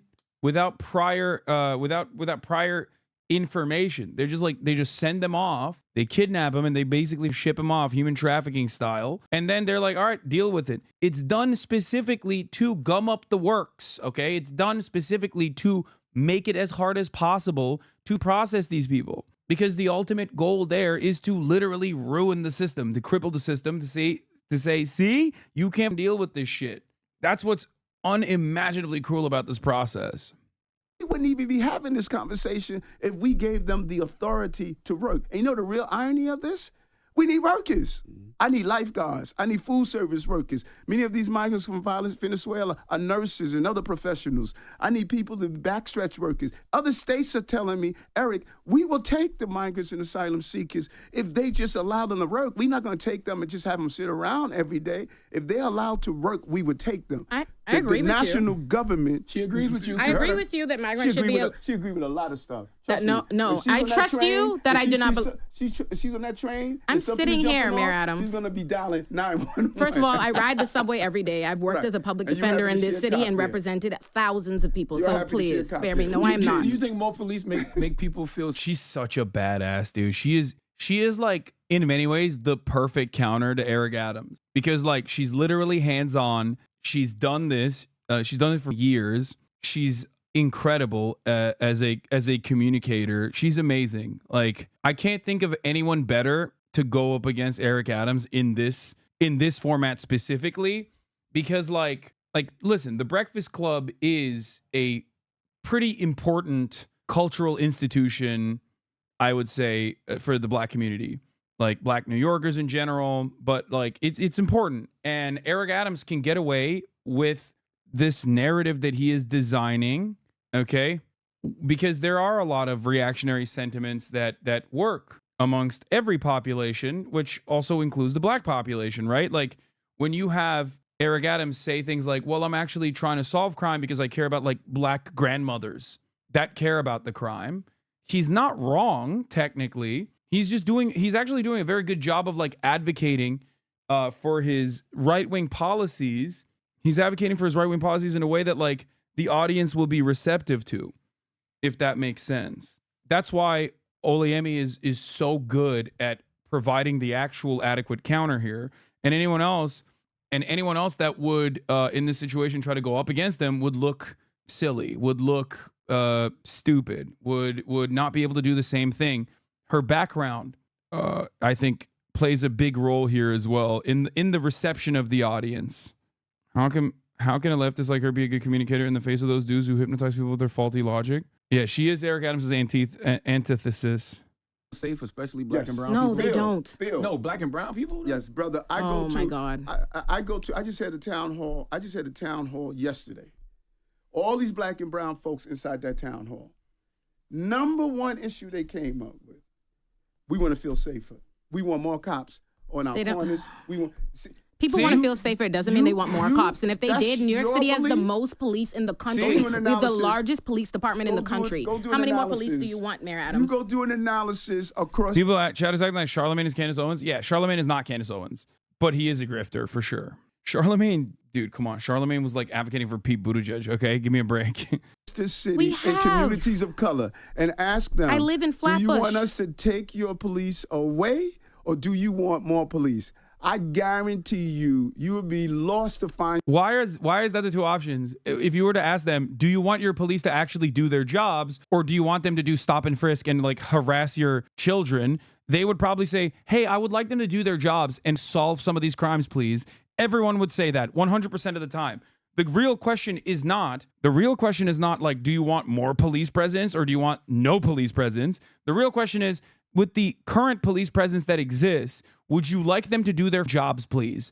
And I always say, I would like them to do their jobs, please. I have never seen another group of entitled assholes that refuse to do their jobs and do it well, or do it at all, really, and get, you know, the entitlements and get the social safety nets of a Norwegian laborer, okay, while doing absolutely nothing at all. There's no other equivalent in this goddamn country. It's like CEOs and cops are the only two people that like literally don't do anything and get paid so much and are rewarded for their incompetence. It's just so absurd. It blows my mind.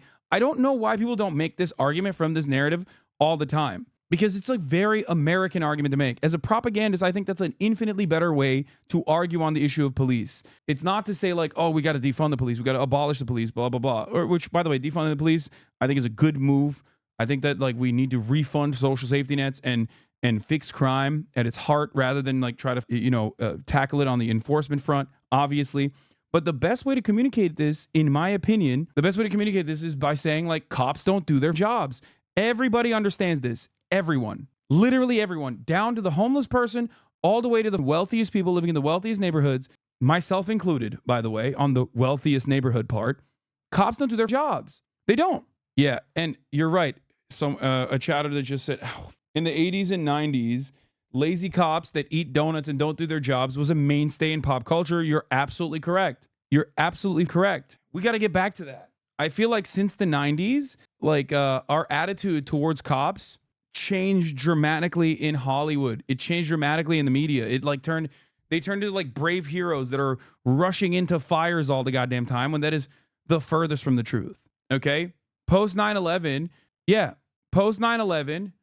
everybody started saying like first responders are so brave. First responders are so brave.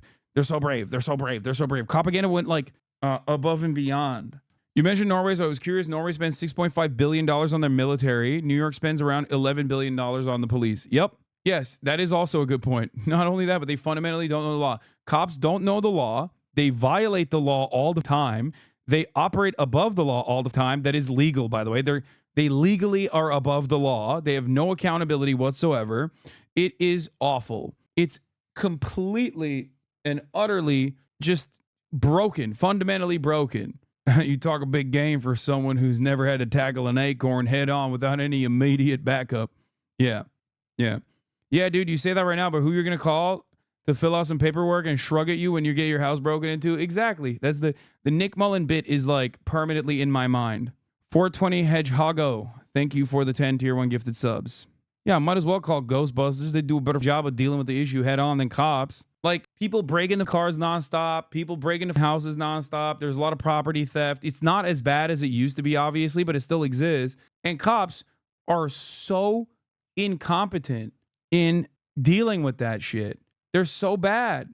They're so bad. How do we just, like, let them get away with it? It blows my mind. That's the thing I get very frustrated about. Like, they literally don't do anything. They don't do anything good. Like, they are not legally obligated to protect you. That is also, constitutionally protected. They have so many broad powers given to them. They don't make me feel safe. I don't know. I guess like they make some people feel safe. I don't feel safe when I know a bunch of entitled dickheads with a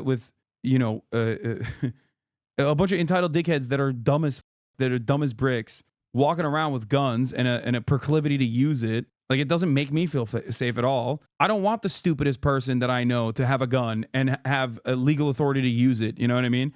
And a legal authority to, like, deprive me of my freedoms. I don't know. Find someone in What these about when you communities add of color. resources to that list? Do you want more resources to get to the root of these issues? That's what people want. Think about the resources. Think about the resources we've done. Check out what we've done. Check out what we've done. Advocates, the far left, they have been calling The far for left. summer youth employment for years. We gave them 100,000. Never been done before in history. Never. They've been calling for investment in NYCHA. We put NYCHA as our top program. When I was during COVID, I was knocking on doors, handing out masks to NYCHA residents because the city refused to do so. And people were saying, why are you giving masks to those people? When I was knock on the doors, I would ask the residents, how your children doing in school? They said, Eric, we don't even have high-speed broadband. I said, when I get elected, we're going to change that. Now, NYCHA residents all have free high-speed broadband so their children can have access like other children. We are doing the NYCHA land trust. No one was able to do it.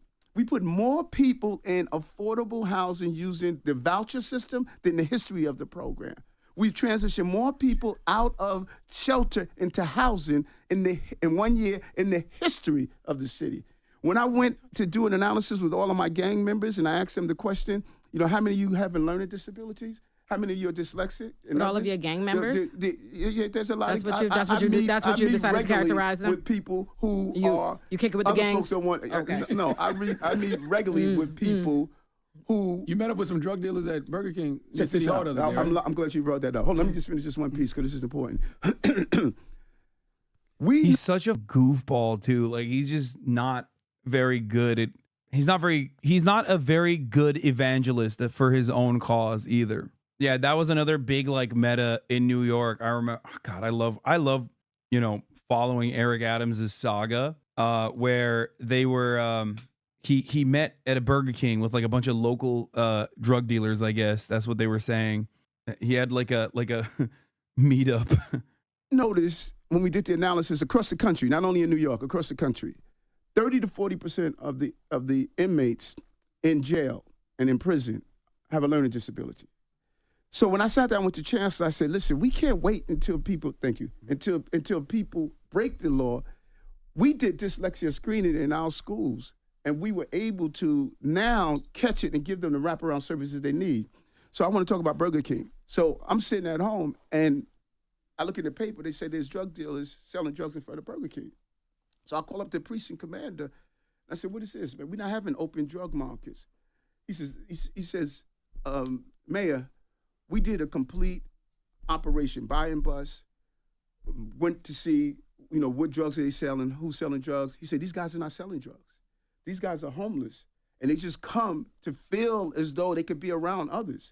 So what I went on Sunday, I went down and did what other people don't do. I spoke with them. Mm-hmm. I said, brothers, can we sit down and talk? Let me find out how, what's going on in your lives. We sat in Burger King, had a conversation. Sharp brothers. So they weren't even drug dealers? No. Okay. They were not. It's so funny that he's like playing fast and loose with the term like gang members and drug dealers when he's talking about like meeting up with other people. Like before he was like, oh yeah, they're gangsters, they're they're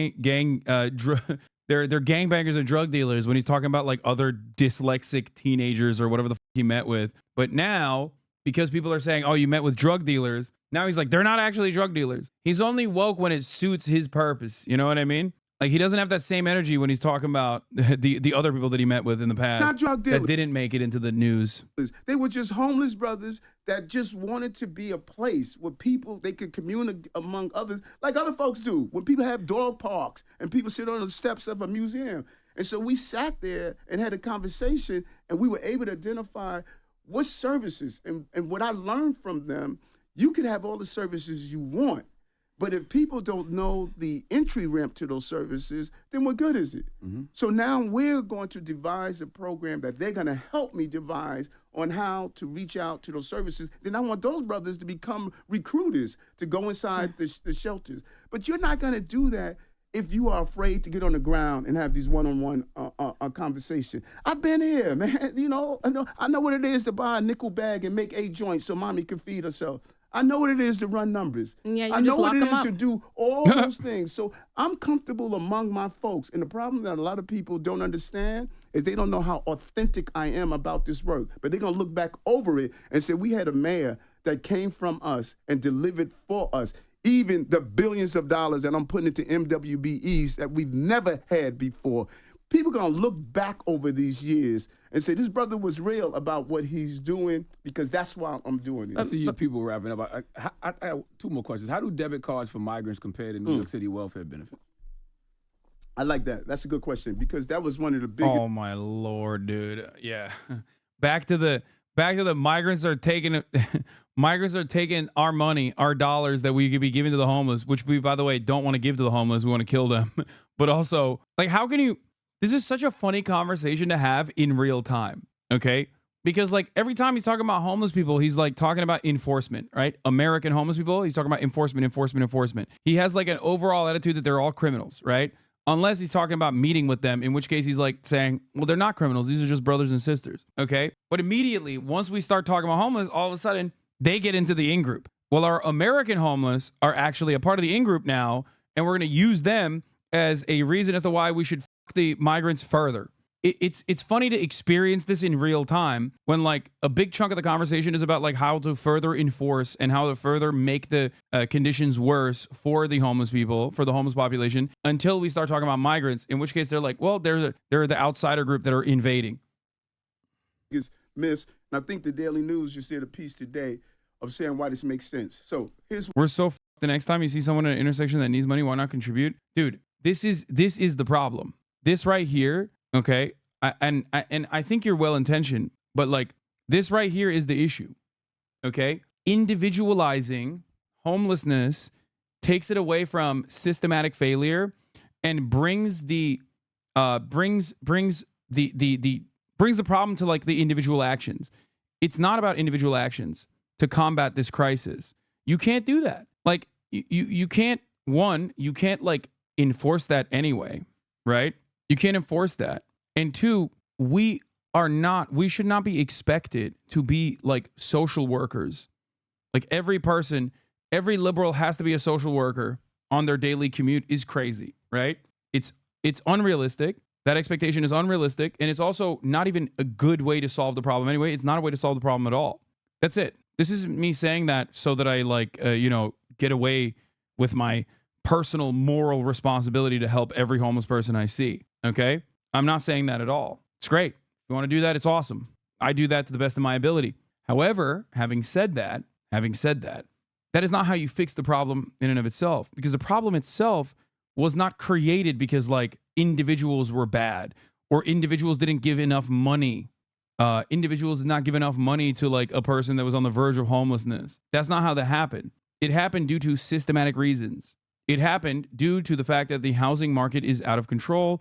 Homes are unaffordable. People get priced out of those houses. People start working and living in their cars, right?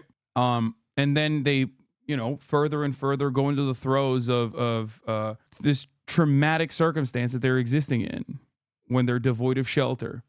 Yeah, individuals helping homeless people isn't scalable the way state programs are. Exactly. That's what happened. We were paying people, because by law, we got to feed them 3 meals a day. We got to feed the migrants 3 meals a day. When I told the team, we got to bring down the cost of this. Fix the system. What do? You're criticizing everything by offering no solutions. If you point your audience towards a solution, you can make progress. Concrete things people can do. Otherwise, better off watching Austin and Will and Hot Tub. I love chatters that come in here and act like I haven't been advocating for, like, how to deal with the homelessness problem for the past 10 years of my professional career. Yeah, dude. Yeah, Michelle Phone. This is actually the first time that I have ever talked about this issue and have never talked about the solutions to the issue. You're right. I love when people just get here for the first time ever and go, all you do is complain. Awareness is a very important part of this process too, by the way. Even in this React video, I have talked about how to solve it. You can't solve this issue without fixing the housing market, but the immediate solutions is to fund social programs, fund social workers, and create a housing first initiative to combat homelessness. Okay? Yeah, you cannot Mr. Beastify the solution. God, I have to by 30%, because it was use the costing us bathroom so much again. money. $12 billion over 3 years, $4 billion already. One of the places was food. We were seeing that we were having a 10% food waste. People were getting food that didn't want and they discarded. So my team came together. First Deputy Mayor Sheena Wright, first black woman to be a first deputy mayor. She came up with a team called Mochify, an MWE, black product. They said that we can give people food cards where they can only purchase food and baby supplies. You will save $600,000 a month in costs. People would buy the food that they want and not giving it to them from someone from some large conglomerate. Then they will have to spend the cards in the bodegas, the supermarkets, the local stores, so the money stays inside the community, and the program is run by a person of color. We're saving over $7 million a year. We have no more food waste because people are buying what they want. It's a black-owned company, so we put money back into a black businesses, like I said I was going to do. And you cannot buy anything but food or baby supplies. It's a complete win. Mm-hmm. But people heard it, and it was sensationalized. Oh, you're giving money to migrants. They only get $13 a day for those 3 meals. It's a winning program. Olayemi, is it a win? It's not that I have a problem with it. It's that, again, the sensationalism has a lot to do with the fact that you got up and declared that we have this migrant crisis. And I thought it was interesting, your earlier point about the difference between how Ukrainian migrants are being received versus migrants, Black and Latino migrants. Because, again, you gave a town hall where you were the one who gave this speech and you incentivized New Yorkers to feel this way. Feel which way? This feel like there is a migrant crisis where the migrants are being treated differently than them, where they're getting resources that the migrants are getting resources that are not being given to them because you were the one who presented it to the city that you had to cut budgets across because of the migrant crisis, even though recently you decided that you all actually do have the money to handle the migrant issue. That just wasn't publicized as much. No, so this goes back to my original discussion. Sister, you're an attorney, and I'm amazed. I think your art is, I'm just going to throw it out there and make people feel Mayor that Adams, way before you say it, there's an entire council that knows you're lying. We still don't have the money for the migrants. We're spending $12 billion in 3 years, $4 billion already. What I said to New Yorkers at that town hall, this issue will will destroy our city. This issue. You called specific countries. I remember you calling the countries that the migrants were from. They weren't the Ukrainian migrants. You weren't talking about them. So what happens when we don't have... Hold on, sister, I did not call the countries what they were from. I went to the country. It's on video, I went to Mayor the country. Adams. I went to Ecuador, Colombia, Mexico to get a full understanding of the flow. I went to the southern border. Just as I went to those brothers in Burger King, I went to the southern border to understand the problem. I remember you started that tour before you were going to go D.C. and when you were going to go to D.C. to talk to Joe Biden about the migrant crisis, but you were stopped because the FBI had to take your phones.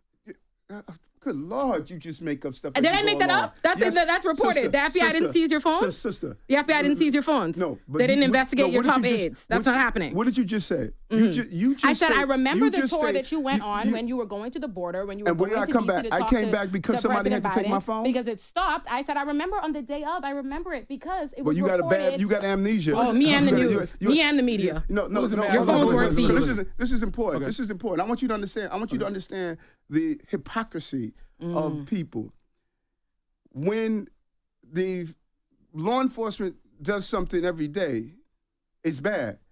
But when they do something against Eric Adams, it's good. Come on, let's make up our mind. I said what happened. Okay. I didn't say that it was good. I don't think it's good that our mayor is being investigated for illegal campaigns. I don't think that's good. I came back because of not that they had to take my phones. That is not true. And you should. I said it happened that day. No, it did not happen that day. I said it was reported before you were going that you were on your way to. Yes, it was, Mayor Adams. It was reported wrong. Where your phone? Did the FBI seize your phone? Did they search your top aides? Not that day. Did they search the home of several people? Okay. Yes. That's what I said. And I didn't say that was a good thing. I don't think it's good that our mayor is being investigated by the FBI. So, Mayor Adams, what happens when New York City doesn't have the money for migrants? And then, the migrants are in this city, and they probably have to do what most poor people have to do, which is sometimes resort to crime. Right. How is that going to make the city safe? Right. And that's part of the problem. Imagine having a group of people 18 to 24 years old. and being told you can't do anything all day. When you go to these hercs and you're seeing these young people, and I walk in and I talk with them, some of them come from West Africa, South America, Central America. All they're saying is, man, we just want to work. We don't want to sit around here all day and not do anything. That is why the real focus should be on our national government that's saying, why are you doing this to New York? Check out what they're doing. They're doing it to New York. They're doing it to Chicago. They're doing it to Los Angeles. They're doing it to Houston. What is the same in all those cities? All black mayors. All black mayors. And so what we're saying, same thing that I'm going through here, my brother Johnson is going through. My sister Bass is going through.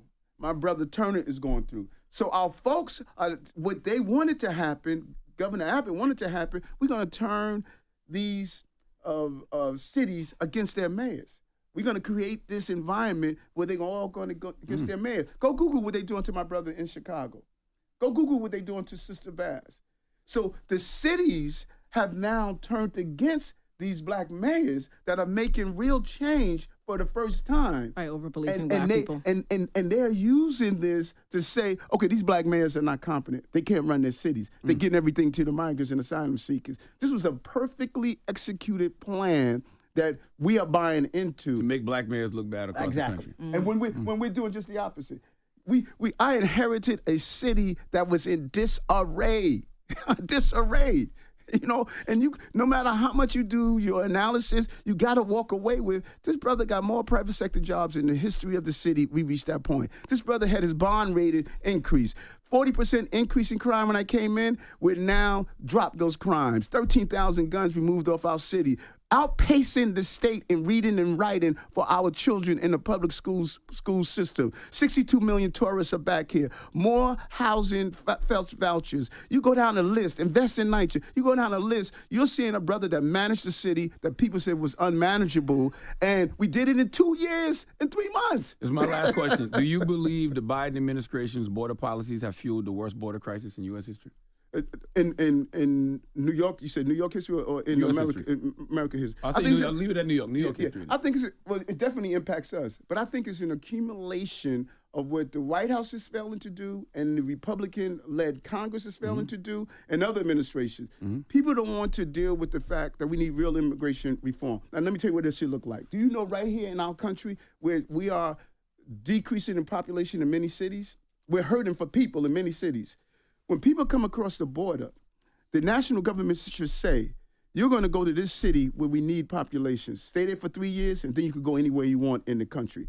We need to use this crisis as an opportunity. Our cities are hurting. In Kentucky, they're hurting for backstretch workers in the racing industry. We should be saying, you want to come here? You're going to go to Kentucky. You're going to stay for 3 years. You're going to learn how to be in the country and work. That's how we should do it, instead of just saying, go wherever you want. And allowing this to be politicized by the governor of Texas and say we're gonna hurt Chicago, hurt New York, hurt Los Angeles, hurt Philadelphia. We just got a sister who's was the elected mayor. The day she was being sworn in, a plane of migrants were coming in. Wow. None was coming before. Wow. No migrants was going to Los Angeles until Bass became mayor. When the first female black mayor became mayor. When she became mayor, they said, let's start sending them to Los Angeles. They playing us, man. They playing us. Wow. You know that? I respect any elected official who can come have this conversation because these are the tough questions from your constituents. Yeah, without a doubt. You know, what can y'all do to work together? we should. Yeah. Because no matter. Because both of y'all care. Yeah, without a doubt. You know what's actually interesting? You said that because when I was in, I'm in rooms with folks. And I walk out of those rooms and I say, you know what, we both disagree, but we both love the city and love our people. We have to separate the 10% of disagreement and focus on the 90% that we agree in. You agree that our children should be educated. You agree that our brothers, when they get out of Rikers, should come out better than what they went in. You agree that we should be saved. You agree that no mother should have to lose their child to over policing or to someone who is discharging a gun. We agree on many things. The 10% that we don't agree on, then listen, let's debate that. But there's 90. Nope. They do not agree on everything at all. They actually are the exact opposite, on the exact opposite wavelengths on everything. And it's not just like a simple disagreement. It's not down to a simple disagreement. It's like directly his solutions to the same problems. Breakfast Club, why is New York City drama relevant? I don't know, because New York City is a massive... New York City almost has the same population size as the country that I'm in. Perhaps that's a big deal. I don't know. Don't you think? This is the mayor talking about his initiatives and lying pretty much about his initiatives, really. Even though the one aspect of his the one part of what he's saying that is correct is the fact that, like, yeah, these people want to work, these people want to be integrated into American society, and the system currently is making that as difficult as possible. It's like deliberately broken. Michelle Phone, I'm saying get down to a small level. Something chatters can do. I watch you all the time. I listen to you. I love that you exist. I just want to see that you're pointing your power to specific changes your chatters can make and push those things more than your critique. You can't just do it a few times. You do it every time in a meaningful way. Okay, I get really annoyed by people who just come in here and are like, hey, you know how you're doing commentary? Like, this is how you should do it. Okay, you do the commentary then. It's just like so condescending. Anyway. Backseat streaming, yeah. Are you going to do anything today, IRL? I am going to do IRL today in a little bit. I'm just waiting for people to wake up. Wake up to the realities of the world. You're the guy with the platform, though, lol. I already am using my platform. What are you talking about? I use it every day. Like, the way to fix these issues is by obviously engaging in community organizing, local organizing in general, to push your politicians, to push the mayor in the way that Olayemi is doing here, basically, to do the right thing. It's not about enforcement. It's actually about treating the problem, treating the issue. You can do that as a multifaceted approach. You obviously have to stabilize housing market prices. You have to offer additional housing units to everyone. You have to reincorporate like the failing commercial real estate potentially into sustainable long-term housing projects, housing units. I don't know why you're humoring that person. I just, you know, there are people who have that kind of approach because they're oblivious to what I have to say or oblivious to what I advocate for. So maybe that's the reason why I'm doing it. Hasan, doing otherwise, I hope you're okay. I'm not doing okay. My stomach hasn't stopped being in the throes of madness. Anyway, yeah. He's also pretending we did a swing way too far left and he's course correcting. Yeah. Is your content a banger content? I think so. They're right though. You have a platform, the power to community action. Yeah, I'm using it. You need an egg salad? I need Pepto-Bismol. I need to guzzle Tums and Pepto-Bismol. Did you wipe us on? Of course. You don't go number 2 without wiping and washing your hands. That's crazy to think that that would even be a possibility. I've also slammed like 5 coffees. What happened is I came to Australia and I ate a lot of hot pot, a lot of spicy hot pot, and I drank a lot of alcohol, and I just been eating like shit. So it just like broke me.